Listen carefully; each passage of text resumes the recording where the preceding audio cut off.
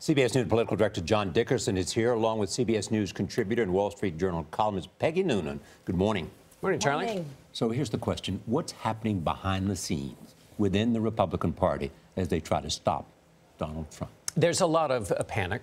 I mean, in conversations yesterday with Republican veterans from campaigns and staffers on the Hill, they're terrified about what it would be like to have Donald Trump as the party nominee. They would wake up every morning, and members who are in their own races would be asked, "Do you agree with Donald Trump says? Do you stand behind this?" And what changed it? They were already pretty darn worried. What changed it was Donald Trump's inability to come up with an answer for when he was asked about the KKK and white supremacists, and not just what he didn't say, but what he did. What lawmakers are noticing in his answer was an almost excessive political correctness. When asked about white supremacists, he didn't seem to want to offend anybody and suggest anybody was being a bigot.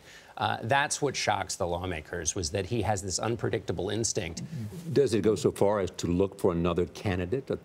Yes, the problem is they can look and look and look, and they can't find one. The only two options really are trying to beat him at the convention, and that would only work if he didn't get the right number of delegates.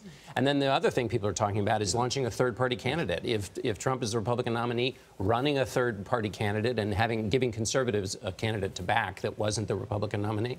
Peggy, even before the polls open today on Super Tuesday, 40% of the vote has been cast in early absentee balloting. Yes. Are these attacks by Trump, by Cruz, too little, too late? The attacks by Trump and Cruz. Cruz and Rubio. Cruz and Rubio against Trump.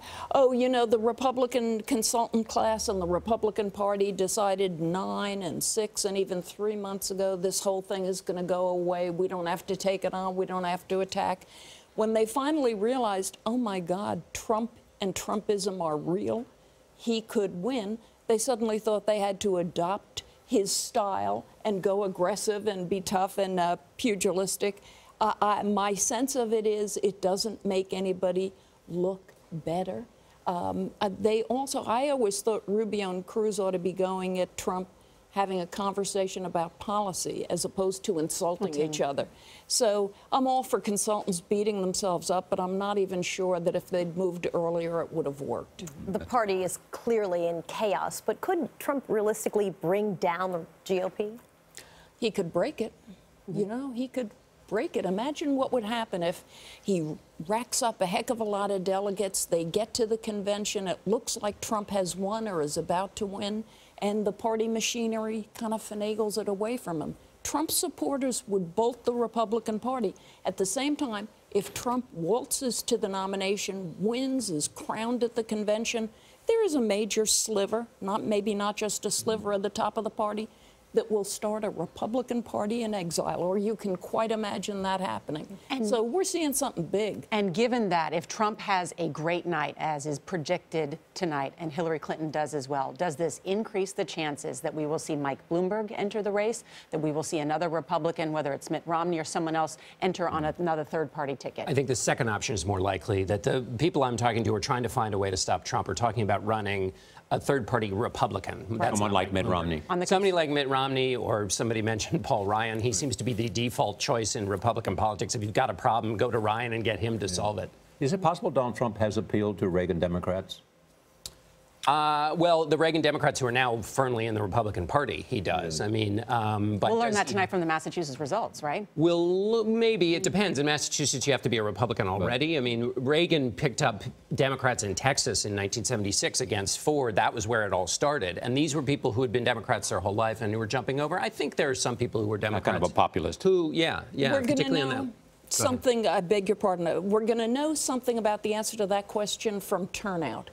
Turnout tonight is expected to be huge on the Republican side. Is that disaffected Republicans who hadn't been voting in a few cycles coming back? Yeah. Or is it, in some places, independents and Democrats who are joining in? And are they actually, generations past, we are talking about the grandchildren of the Reagan Democrats. Right. You know, Thank you, Peggy. It's all Thank something you, new. Yeah. Thank you. Nora and I will join our entire political team to bring you Super Tuesday results tonight, in a primetime special coverage begins at 9 Central here on CBS. And our digital network, CBSN, will have continuous Super Tuesday coverage throughout the day. You can tune in on your Roku, Apple TV, Amazon Fire TV, and other supported devices. I wish I had all those TVs. I How do you confess I get those? do. How do I get all those?